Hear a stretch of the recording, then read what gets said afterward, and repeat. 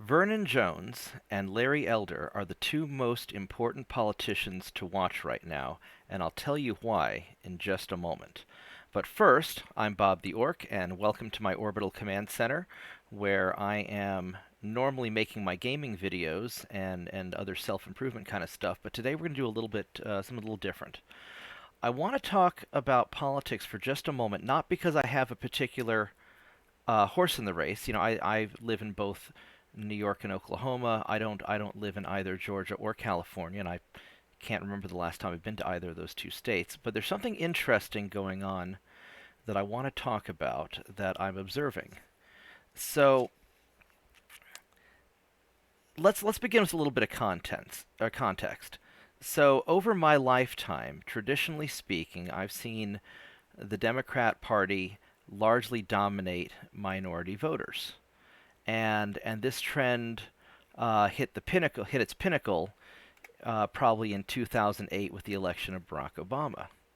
But since then, I've been noticing a trend where there seems to be a demographic reworking in American politics. You tend to see white people becoming more liberal and moving more towards the Democrat Party, and I think that you're seeing a trend where minorities are becoming more conservative and moving towards the Republican Party.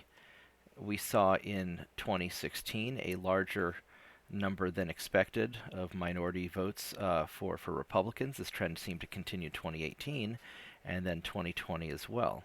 And then you had something really interesting happen. Recently, a conservative Democrat named Vernon Jones switched parties, and he's running for governor in Georgia. And I find this interesting because, as far as I can tell, I don't think his politics have particularly changed. But I think that as the parties change in direction, the Democrats have become more progressive in recent years, and the Republicans seem to be becoming largely more moderate, depending on who you ask. And I think it's very interesting that Vernon Jones would switch parties and run as a Republican.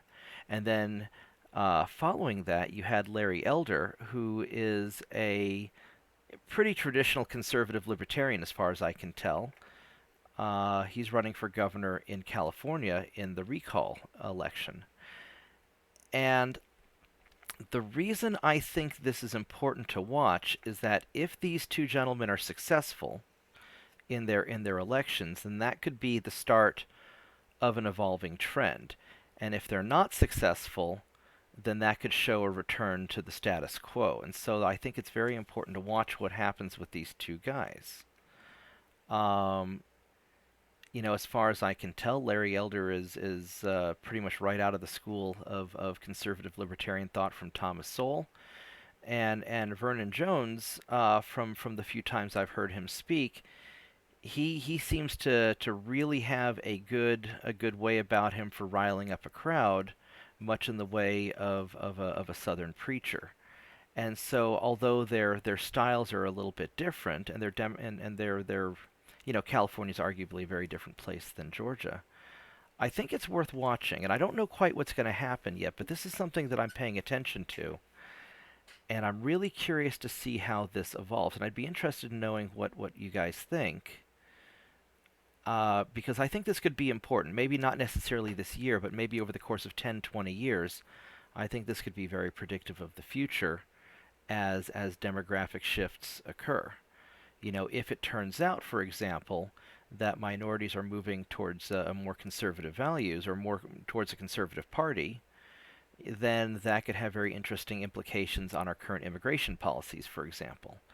A lot of people assume that minorities will always vote Democrat. You have a lot of Central and South American immigrants coming in, but a lot of people fail to realize that they're often socially pretty conservative. They might be economically liberal and align traditionally with the Democrat Party, but if their social conservatism more closely aligns with the Republican Party, then that could cause an interesting shift.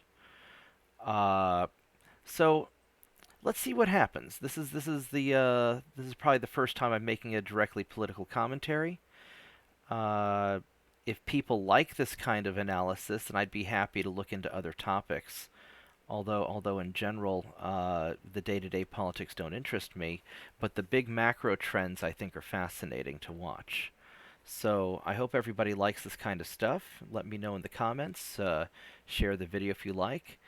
And thank you for watching. And remember, don't be assholes to each other. That's really important, especially nowadays. Thank you very much. Goodbye.